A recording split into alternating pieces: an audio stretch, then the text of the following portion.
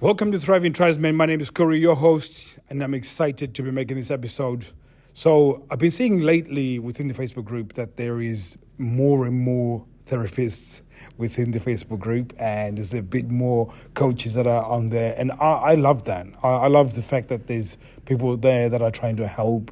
They're trying to find customers as well, which is pretty good because it's competition, and I love competition. In fact, I think there's not enough people in this space to teach, and sadly, some of them teach the wrong thing, but at least they're trying to teach people to move them from sexless relationships to sexual success. And a lot of the stuff that they teach, it's not all that bad.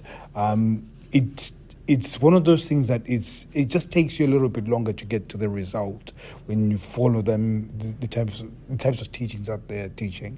But generally, when it comes to reviving a sexless marriage, they always have this common theme, and I've been seeing it more often than not. That when I'm reading the comments, you see this thing where they say, how to change a sexless relationship, and then they're going to say you have to have a honest and open communication, which is absolute bullshit. Because while that interaction has to happen, it doesn't have to only happen when there's an issue sexually. And this is where this becomes a problem for me, that they make it seem like everywhere else within the interactions within your relationship, being honest and open is not relevant.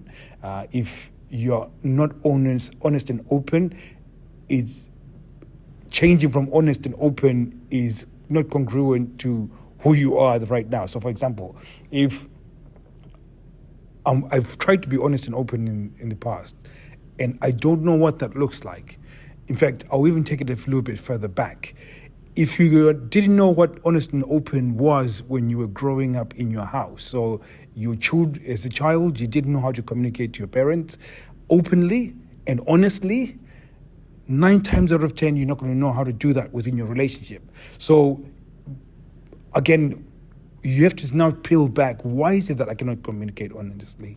Why is it that I cannot do that openly? Because again, if you're having to be in a negative place in order for you to have this conversation, then obviously there's something else that is holding you back from previously when you started seeing the decline. Because usually when it starts declining, you can see there's a steady decline, and people normally act when it gets to the worst point. Like, now we're definitely not having sex. It's been now 4 months without having sex. I now need to do something about it. I now need to talk. And then when you talk, you've already had whatever. If it's 4 months, let's say 3 months, for example, you've had 90 days of not saying anything, and now you choose to say something. It is so it's so opposite to what a relationship should look like. In fact, for somebody who's honest and open, within 3 or 4 days, they would have seen that there's a change within the relationship, and they would have addressed it when it was easier to address.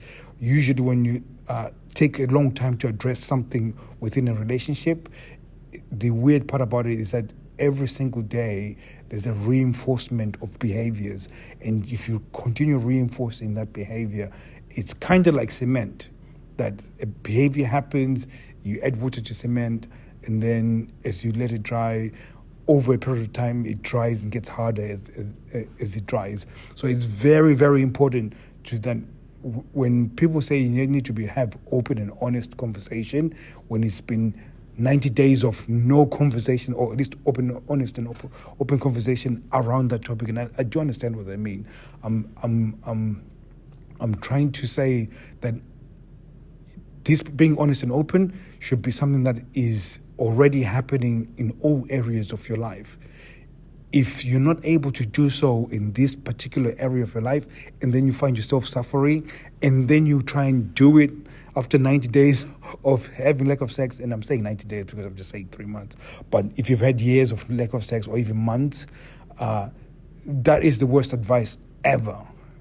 Because now you're trying to, because the other part about it, and I think I'm just going to wrap up quickly, and I'll probably make another episode next week about this, so I can wrap this thing up and tie it up in a little bow. But you have to look at it from this perspective. Then every person, whenever they decide, so there was a decision that was made, then I don't want to be involved in anything that is sexual. I'm feeling uncomfortable with this, and when they feel uncomfortable, they start avoiding sex and start avoiding things that will cause sex to happen.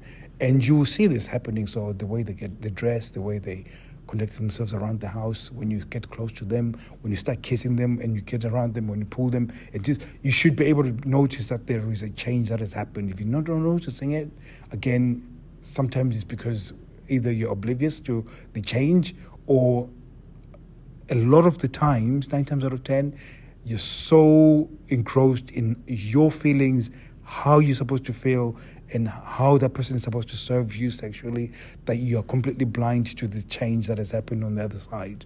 So when you do realize that there's something else that has happened on the other side, it's a little bit too late, because that person has been reinforcing that behavior of not coming to the sex place, or at least getting to the place where they are open to seduction, so they can end up having sex with you.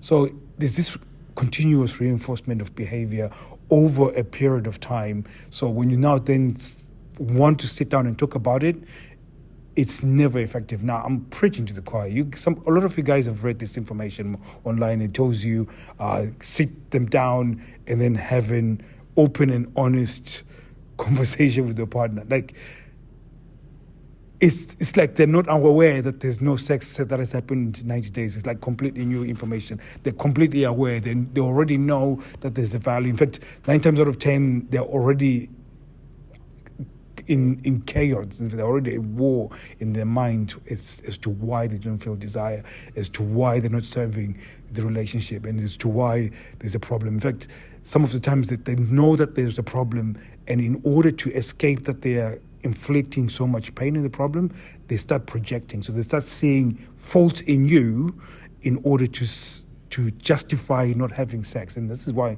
a lot of you guys see this quite often, that whenever you bring up sex or the lack of sex, it ends up being your fault, because that person has decided to project their feelings onto you, and really just as a way of defending themselves and as a way of protecting themselves.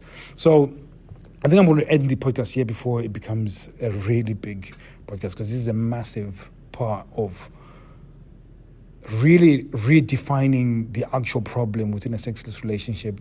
I think a lot of the times there's this stuff that's online that is very transactional, that again is really it's just really no understanding of what desire is and what sexual desire is and how that operates. Because if you look at it from what I've just told you right now, like 90 days, imagine 90 days of not having sex, and then all of a sudden you say, I need to sit down, we need to talk about the lack of sex.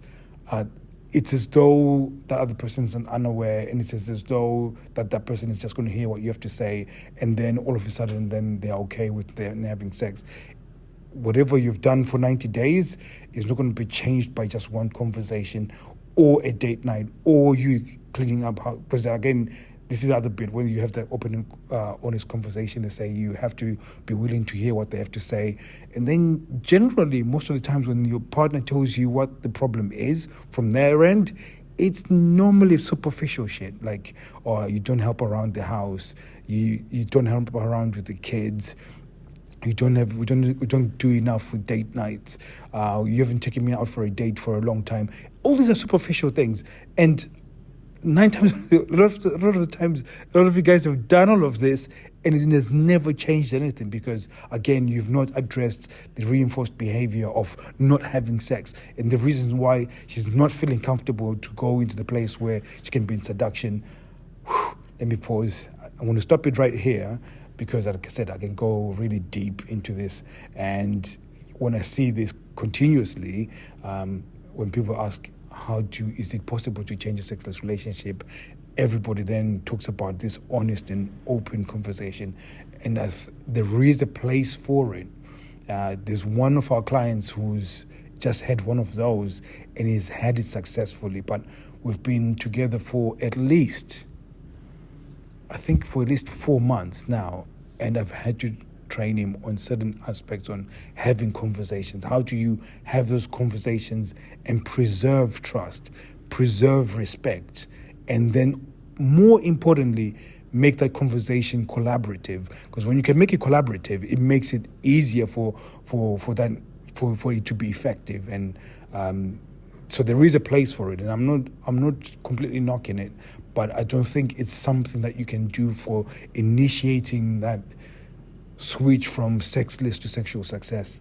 Having that honest, open conversation will only make things worse instead of making things good. So look out for, if this is something that's interesting to you, I want you to go to Thriving_Tribesmen on Instagram and say you want to hear a series of this. If this is something that you're interested in, I can make a series for you, and this series is going to be something that is going to be able to help you to understand the process of actually doing this, like getting people from, getting that conversation going in a way that's going to serve your relationship in a collaborative way. So, because I make content and I usually make them as quick as I can and so on, but I want to start making more and more series content where I'm really tackling one specific thing. And if this is particular one is very interesting to you, I want you to go to Thriving Tribesmen or Thriving_Tribesmen on Instagram and talk about this episode. If it's something that you've been interested in, then if enough of you say, yes, I want to hear more about this stuff, then I'll make more content that way. Because I want to make content that's going to serve you. Some of the stuff I get it from Instagram and Facebook and Reddit, but I want to start serving you directly and giving you stuff that you guys need. So if you've got a different topic that you want me to talk about, go to Thriving_Tribesmen and on Instagram and just DM me over there, and I'll be able to make some content for you guys. So thank you very much. Hopefully you have a good weekend. Take care.